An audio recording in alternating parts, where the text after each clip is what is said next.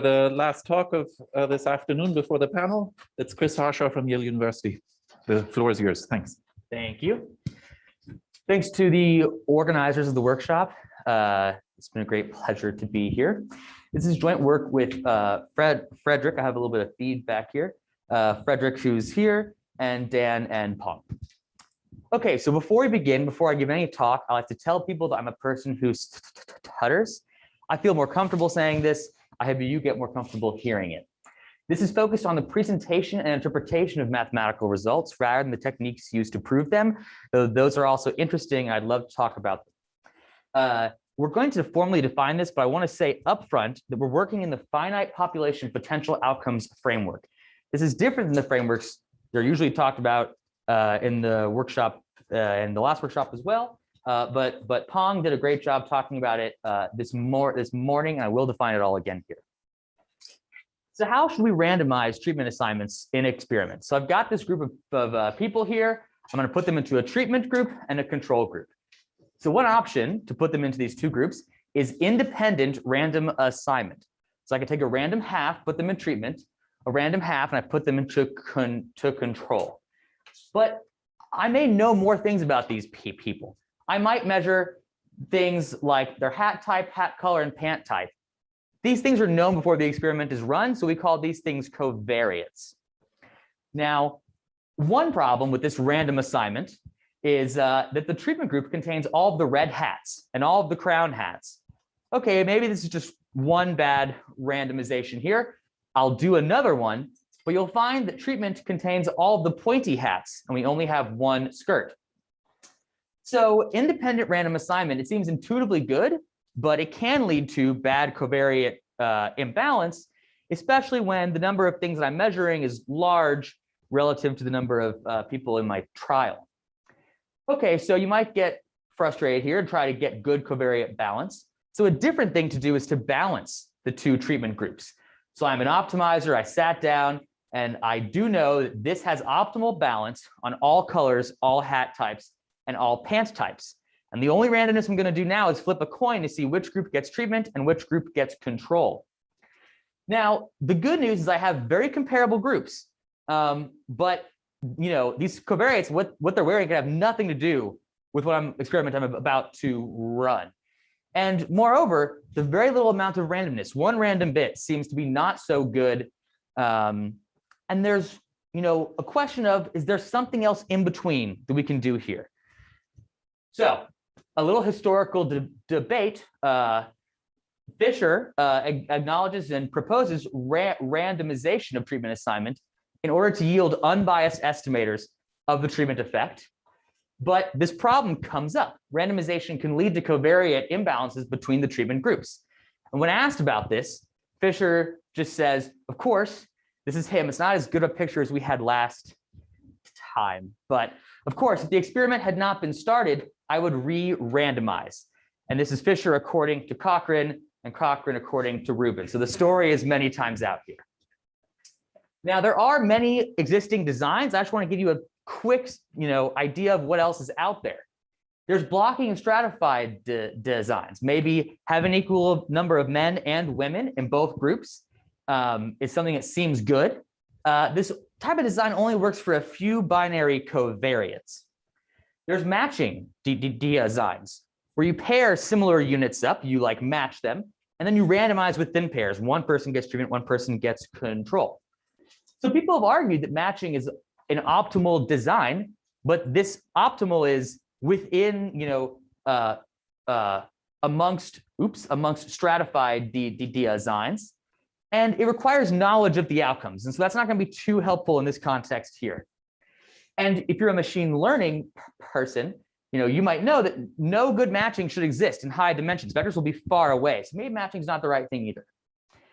Now, re-randomization is a type of design where what you do is you reject assignments that you deem to be unbalanced. So Locke, Morgan, and Rubin argued that a certain formalized version of this will always improve precision of your estimators. But this is under a jointly Gaussian assumption on outcomes and covariates. It sort of hides a lot of the nuance and the trade-offs that we're going to find in this talk. And finally, Lee et al. In 2018 study asymptotic distributions of treatment effect estimators under re-randomization designs. But the problem is that it's difficult to interpret what these types of rejections would mean in finite samples. So what's my opinion on this? My opinion is there's a lot of covariate balancing designs in the literature that exist, but they leave me asking a few questions. First, what is covariate balancing? What do we mean when we say that? What are we trying to do? The second is, when should we do it? It seems helpful sometimes, it seems harmful other times. We should know when we're trying to do this. And once we've decided these two things, how should we balance covariates best? And so in this talk, I'd like to give one formal answer, not the only, but one answer to questions that I've raised here. And I want to emphasize there will be no assumptions on potential outcomes, nor the covariates, nor the relationships between them. None of these things are random. And all these results that I'm going to show will hold in finite samples. Nothing is asymptotic except for a few illustrations which highlight the finite sample theory. Okay, so just in the interest of time, these are the questions that we asked. We're going to present a new perspective on covariate balancing, which we call the balance-robustness tradeoff. And we're also going to pose a new type of experimental design, the Gram-Schmidt walk design, for navigating this trade-off. So this is, motivated by recent advances in algorithmic discrepancy theory, but that's not something I'm going to be talking about in this talk, and it's not required to understand what our contributions are. Okay, so a little bit of review. In the finite population potential outcomes framework, there's n experimental units. Think of these as participants in a clinical trial that we denote by integers 1 to n. And each unit is assigned to one of two treatments, like drug or placebo, which are denoted Zi. They take values in plus or minus 1, and we collect them into a big vector Z. This is the treatment assignment vector. It has entries in plus or minus 1. The experimental design, or the design for short, is the distribution of random treatment assignment vectors. This is known to the experimenter. It's chosen by the experimenter. And treatment assignment is the only source of randomness in the finite population potential outcomes framework. Nothing about the units is random except which treatment they receive. So what are the outcomes? Each unit has two potential outcomes, one under treatment and one under control. So we observe AI if unit I receives treatment, and we observe BI if unit I receives control. And these are called potential outcomes because I have the potential to observe both of them, but only one of them ever is.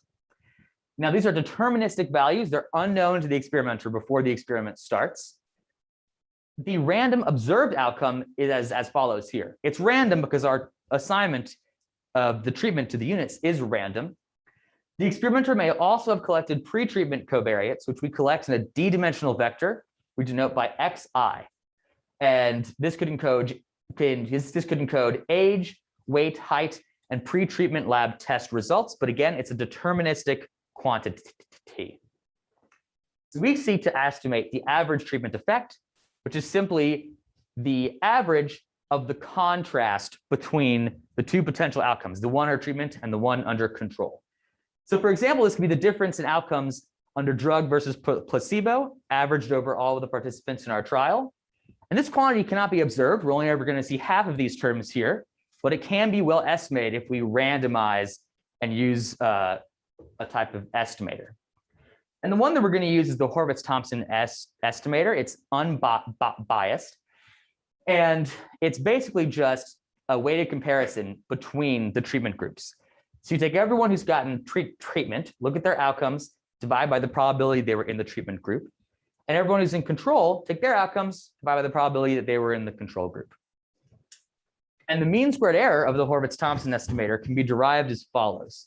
It's equal to 1 on n squared times this quadratic form, mu transpose covariance of z mu, where what mu is it's a n-dimensional vector whose entries are the sum of potential outcomes. And this n by n matrix is the covariance matrix of the treatment assignment vector. And I'll skip the proof. So the first contribution of this work is a new perspective on covariate balancing, namely that there is an inherent trade-off between covariate balance and robustness in the experimental design. By robustness, I mean the ability to achieve high precision estimates of treatment effect for all unknown outcomes. And by covariate balance, what I mean is the balance of covariates between treatment groups. And we'll show this implies the ability to achieve increased precision for certain outcomes, namely those which are linearly related to the covariance. So a design is robust if the mean square error is small for all potential outcomes in some fixed set. This is like a worst case analysis. And the set that I'll be considering today is potential outcomes with bounded average magnitude. So this is the average of what? The magnitude of the potential outcomes, just the squared sum of the two outcomes here. Think about m being a constant, but for us, it won't really matter. The lemma that we have says, amongst all designs which assign treatment to each unit with probability half, the worst case mean squared error over potential outcomes in this set is equal to m squared divided by n squared. These are two things you cannot change. This depends on your set. This is the number of samples that you have. But what shows up, which depends on the design, is this operator norm here. It's the operator norm of the covariance of Z. And this is our notion of robustness, because it exactly captures what the worst case mean squared error is. So which designs are the most robust is a natural question to ask. Well, the operator norm of this covariance of Z captures the amount of correlation or dependencies between individual assignments. And so when there's very little dependence, the operator norm should be small and we're very robust. And indeed, we have a lemma that says the covariance, the operator norm is always at most 1. And in particular, for independent assignments, it's exactly equal to 1. So in other words, the Bernoulli design with independent assignment is the most robust in the sense that it minimizes this worst case mean squared error. So now we introduce a measure of covariate balance motivated by assumed linear relationships between the outcomes and the covariates. So I'm not making this assumption for the talk. I'm just having a hypothetical thought experiment. Suppose that there exists a beta such that the sum of the outcomes is exactly equal to this inner product of beta and the covariate vector xi. Then we can write this mu vector, this like sum of potential outcomes, as x beta. And now the mean squared error of the Horvitz-Thompson estimator, we can just plug in x beta for mu. Now it's a quadratic form in beta, but the matrix inside has changed. I don't know how to make this small because it depends on beta, and beta is a linear function that I don't know. But if I want to make it small for all beta, I can do the operator norm bound. Okay, so the main message is that in order to increase precision when the covariates are linearly predictive of the outcomes, we should aim to decrease this operator norm. It's the covariance of x transpose Z. Now, what is x transpose Z? It is equal to the difference of within group sums. We call this the sign discrepancy vector. Okay, and just to give an alternative like motivation for it, is that this operator norm encodes balancing of all linear functions of the covariates. So this term is the difference of within group sums of covariates in the theta direction between the two groups. And this is a worst case over all linear functions. So when you're making this quantity small, this operator norm of the sign discrepancy vector, that is balancing all possible linear functions. So that's what we're trying to do. Now, the balance robustness trade-off is that there's a fundamental tension between creating a design which is robust and which balances covariates. So for instance, robustness requires uncorrelated treatment assignments, and covariate balance, that requires correlation in the treatment assignments. And one insight that we have is that every design navigates this trade-off in some implicit way. Now, can we formally define the problem of navigating this trade-off here? And our formalization is this.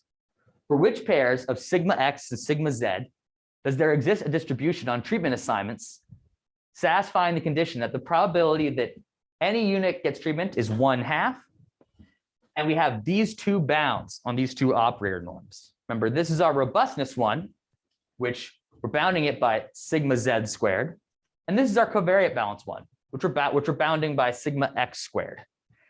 So the minimal set of sigma z and sigma x forms a Pareto frontier. And one question I want to ask is, well, how can we navigate this? Can we navigate it with one algorithm? So the exact frontier for some exact set of covariates, that might be a challenge, but we can get sort of pretty close in some kind of, worst case kind of way. I want to highlight that this is a distributional discrepancy problem here. Most discrepancy problems try to find one assignment that makes vectors balanced. But we're asking for a distribution over assignments that has some distributional quantity here. Okay, so what are relevant values of sigma z and sigma x? Well, sigma z takes values 1 to n. So 1 is the most robust, everything is independent. N is extremely not robust. It's either this treatment assignment vector or this one with probability half. On the other hand, the balance term, that depends on the covariate vectors themselves. So relevant, upper and lower bounds, the first is what happens under independent assignment, most robust. I'm not balancing covariates at all. Well, that's the operator norm of XX transpose, which is always at least n divided by d times the average of the Euclidean squared norms.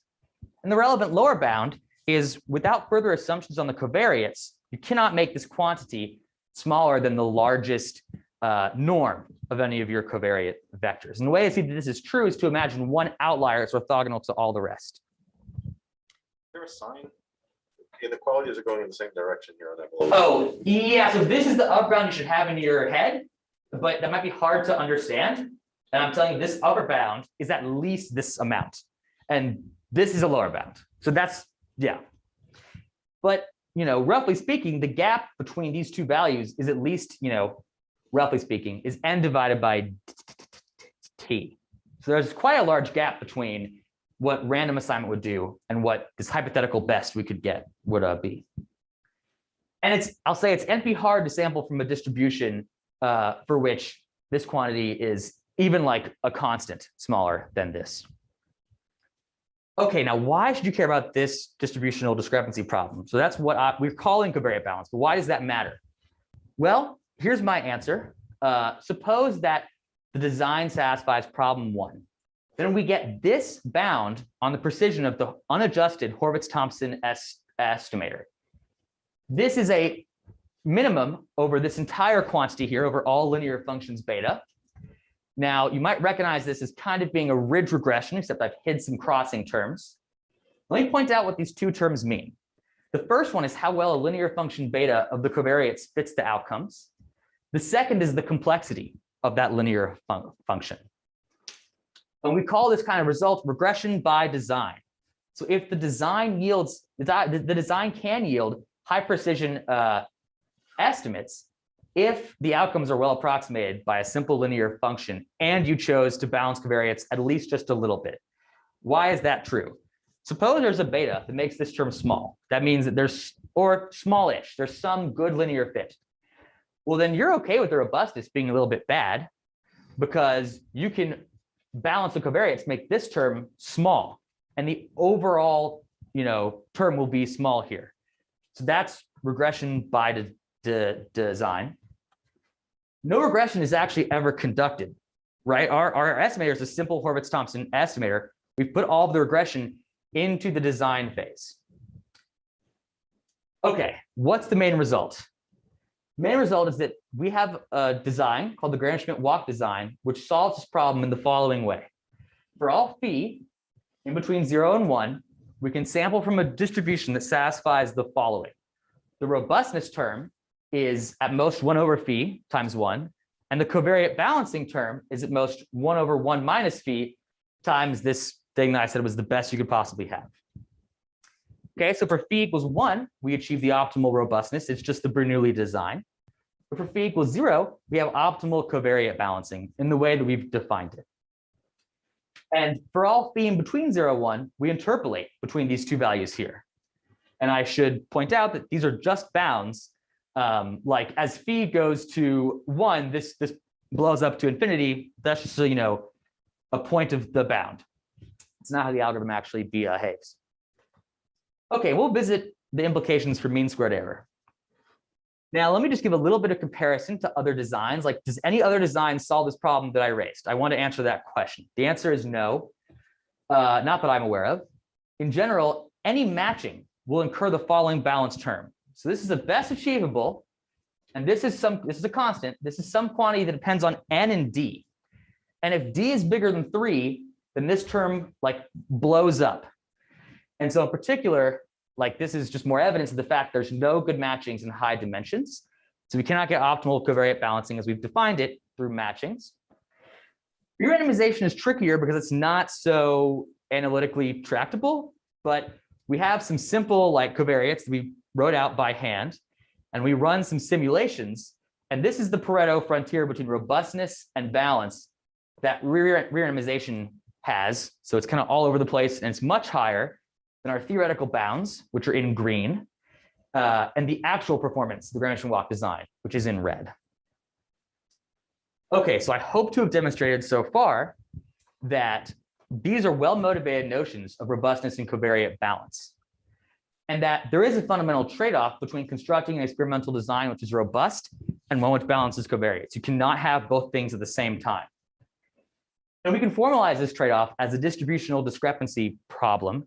And the solution, well, the reason why we care about it is because it has strong implications for the precision of the Horvitz-Thompson estimator. And I've also hoped to point out the Gram-Schmidt design is near optimal, and previous designs don't do the same thing.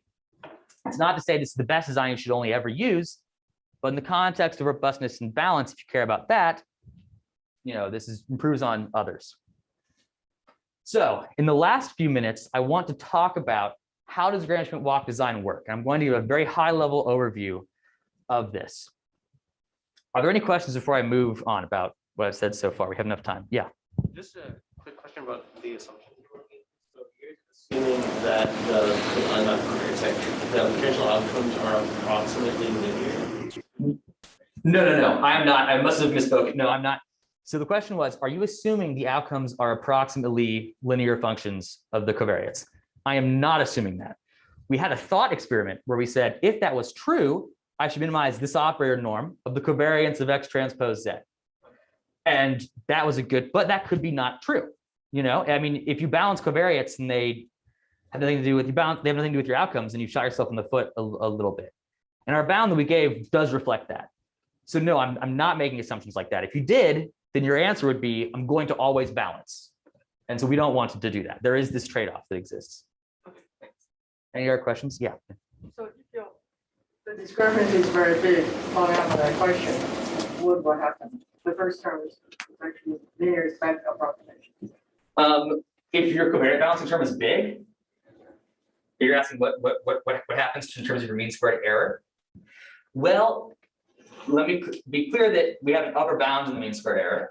And what happens to that upper bound is that, if you try to, the upper bound is a minimum overall beta.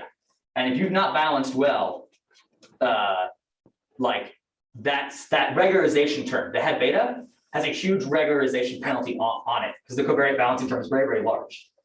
So you'll effectively, that will pick out just beta equals 0. And like you won't have like balancing covariates, won't get you much. Or sorry, if you cannot balance, actually, let me just go back to this. If you cannot balance covariates, let me just say it there. So, right, if this was very large, you could not incur the penalty here if you chose beta equal to 0. You wouldn't incur any of this penalty here at all. And this would be 0. So what are you getting? You're getting the 2 norm of this outcome times your robustness here. That's like the worst case. That's back to what I said, the worst case mean squared error. The robustness is what captures that. So if you just set, this is very large, you set beta equal to 0, you'll get the worst case out. So you can't say much beyond the worst case if you don't balance covariates. I think I'm going to move on, but you should ask later. Sorry about that. Okay. So how does the Gram-Schmidt walk work? The key insight is that it suffices to balance augmented covariate vectors. And we'll encode the trade-off in the definition of these augmented covariate vectors, and we're going to balance these. So how are these defined? There are the concatenation of 2 vectors here. One is a standard basis vector, and the other is my raw covariate vector. Now there's some scaling. The scaling depends on phi, that's between 0 and 1. It's a user-defined parameter to navigate the balance and robustness. And this max term is a scaling so that this has norm approximately 1, and this has norm at most 1. Okay, so if phi goes to 1, then we have these augmented covariate vectors. They look like orthogonal vectors. And balancing those is just to make things totally independent. And if phi goes to 0, we have these augmented covariate vectors just resemble the actual raw covariate vectors. And by balancing these, we achieve the trade-off that we're trying to get. Which is what I just said here. So in the denominator, you have square norm or just norm? Oops, that should be just norm. Thank you. Yeah, that's the typo there. The idea is that this has norm 1, this has norm at most 1. So it puts them on the same scale.